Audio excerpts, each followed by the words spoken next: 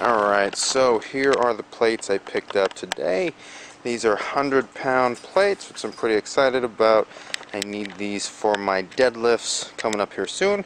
I got them for $100 total, so that's 50 cents a pound for some hundros.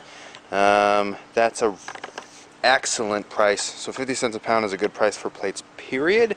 But 100-pound plates typically are probably at least $1 a pound, if not more, even used. So you can see that these things are probably, not probably, they are very gnarly. We've got everything from, I think, some cobwebs, I think that's chicken poop and stuff, to plenty and plenty of rust. That's what they look like all the way around, up, down, inside, the whole thing. So I'm going to start off with a quick rinse with my hose. It's got a power wash setting. I'll wipe them down and then we'll take step 2. Okay, we're on day 2. Last night I soaked one of the plates, the one that was really rusty, in a vinegar solution. So that's water and vinegar. Water was just to kind of fill it up some more. So I'm going to work on that a bit. As this guy dried off, just dusted it off a bit this morning with that brush. I'll dust it off a bit more before I paint it, but that one's ready to go. So spend a little bit of time. I'll dump all this out. I'll brush it down, and then I'll dry it off. And then as I paint that guy, this one will air dry, and then I'll paint that one. So here we go. Alright, so we had 2 plates. One was in really good, really good, it's not fair. One was in decent shape, the other one was pretty beat up. Looked very rusty, chicken poop, all kinds of stuff. So the one that was in okay condition, I rubbed down, cleaned off a bit with some vinegar, but dried it off last night. The other one was the one that I let soak in a vinegar solution bath. So let's check out the results. So, get out of the shadow here. So here's the 2 plates. So this one is actually the one that was in worse condition. So it looks phenomenal right now compared to where it was. You can see on the rim a little bit, this part is still rusted. That's because that part ended up popping out of the vinegar solution. I just didn't fill it up far enough. So that's my fault. And then this one, still, I mean, it cleaned up really well, but you can tell, I mean, some of the rust is still there. So I've done probably, I don't know, half a dozen types of cleaning processes for plates. I've done CLR baths, I've done Dawn dish soap, I've done hours with a wire wheel on a corded drill. I've done WD-40. I've done all kinds of stuff.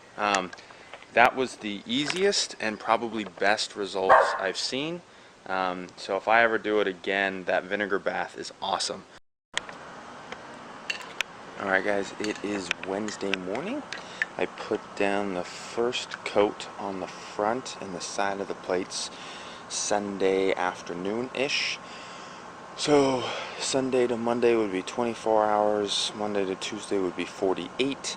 That is the dry and recoat time for the plates, or sorry, for the paint. So this is the paint I use, Rust-Oleum Painter's Touch, flat black.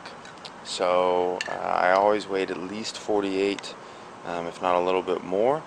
It's been really hot here lately, in the hundreds. So that means the recoat time is probably going to be quite a bit less, but I still like to at least hit that 48. So what I did this morning was went ahead and flipped the plates and painted the backs. So I'll give you a quick shot. So there they are.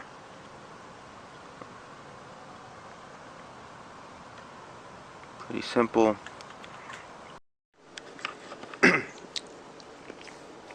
Alright, so here's the plates on the table, looking nice and clean, ready for some lettering. Here's my tools for today. So I will do the Alimco and the barbell in the white and the numbers in the red to match the rest of my plates. So here we go. Alright, so we have the first coat down. Looking pretty good so far. The red always looks really good after one coat. Covers really nice. The white you can start to see. Get up close here. It's kind of runny, or just white covering black is a little hard. So I've got the fan on above us, so it'll help dry the paint a bit quicker. And I will simply do a second coat. If the second coat of the paint pen doesn't work, I always have a backup. So I've had to do this with a few plates before. I've got some actual white paint and a brush. Sometimes you can layer that on thicker. It's just a second option. So we'll see what we have to do, but I will be doing the second coat here in a second. Alright. Alright, so here's the finished product. Got our 200-pound plates.